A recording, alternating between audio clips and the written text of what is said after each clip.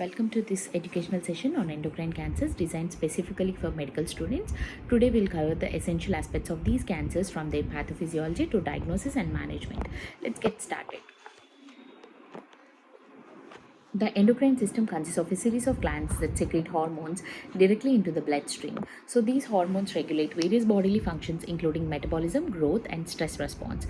The key glands involved in the endocrine cancer include thyroid, adrenal glands, pancreas, and parathyroid gland. So understanding the normal anatomy and function of these glands is crucial for recognizing how cancers in these areas can disrupt bodily processes. Endocrine cancers arise when there is an uncontrolled growth of cells within an endocrine gland. These cancers often result from genetic mutation that disrupt normal cell regulation. For example, mutation in the red proto-oncogenes are commonly associated with medullary thyroid carcinomas. Similarly, mutations in MEN1 gene are linked to multiple endocrine neoplasia type 1, which can lead to tumors in the pancreas, pituitary gland, and parathyroid glands. The pathophysiology of endocrine cancers is a complex and varies by the type of cancers. For instance, thyroid cancer often involves mutation in the BRAF or RAS genes, leading to abnormal cell signaling and growth. Adrenal cancer may involve mutation in TP53, leading to unregulated cell proliferation. Pancreatic neuroendocrine tumors arise from the hormone-producing cells of the pancreas and may involve mutations in the gene like MEN1 or DAXX. These mutations result in dysregulated hormone production and secretion, contributing to the clinical manifestation of the cancers. So the clinical presentation of endocrine cancers varies depending on the affected gland and the hormonal activity of the tumor. The common symptoms include, for thyroid cancer, it often presents as a painless neck mass or a nodule. Symptoms like dysphagia, hoarseness of voice, dyspnea may occur if the tumor compresses nearby structures.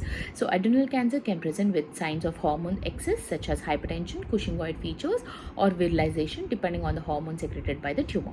Pancreatic neuroendocrine tumors can be functional, producing symptoms related to hormonal overproduction such as insulinoma causing hypoglycemia, or non-functional, presenting with abdominal pain or a palpable mass. It's important to note that some endocrine cancers may be asymptomatic in early stages and discovered incidentally during the imaging for unrelated conditions. The diagnosis of endocrine cancers involves a combination of clinical evaluation, laboratory tests, and imaging studies. So, the diagnostic workup typically includes, for thyroid cancer, initial evaluation includes neck ultrasound to assess the thyroid nodules characteristics, followed by FNAC to obtain the cytology. Serum thyroglobulin calcitonin levels may be measured, especially in suspected medullary thyroid carcinoma. For adrenal cancers, biochemical testing is critical to assess the hormone overproduction, including cortisol, aldosterone, and catecholamines. Imaging studies such as CT or MRI help evaluate the tumor size, location, and potential metastasis. Pancreatic neuroendocrine tumors diagnosis may involve fasting blood glucose levels, insulin levels, and imaging studies like endoscopic ultrasound or somatostatin receptor scintigraphy. With octoscan, biopsy may be necessary for histological confirmation. The choice of diagnostic test depends on the clinical suspicion and the specific gland involved. Accurate staging is crucial for guiding treatment decisions. So the management of endocrine cancers depends on the type, stage, and specific characteristics of the tumor. Treatment options include: one is surgery. So often the first line treatment for many endocrine cancers, for example, thyroidectomy is standard for thyroid cancer, while adrenalectomy is performed for adrenal tumors. Surgery aims to remove the tumor entirely and may involve lymph node dissection. Next, radiation therapy may be used post-operatively in cases like differentiated thyroid cancers to eliminate any residual diseases, or for inoperable adrenal tumors. Medical therapy includes radioactive iodine for thyroid cancer, or metotane for adrenal cancer, or somatostatin analogs for functioning pancreatic neuroendocrine tumors. So targeted therapy and chemotherapy. Targeted therapies such as tyrosine kinase inhibitors like sorafenib for thyroid cancer, and chemotherapy may be used for advanced or metastatic diseases. So hormonal therapy, in case of hormone producing tumors, medications may be used to manage the symptoms and control the hormone levels. The prognosis for endocrine cancers varies widely depending on the type and stage at the diagnosis. For example, thyroid cancers generally has an excellent prognosis, especially in differentiated types like papillary thyroid cancer. The 10-year survival rate exceeds 90% in early stage disease.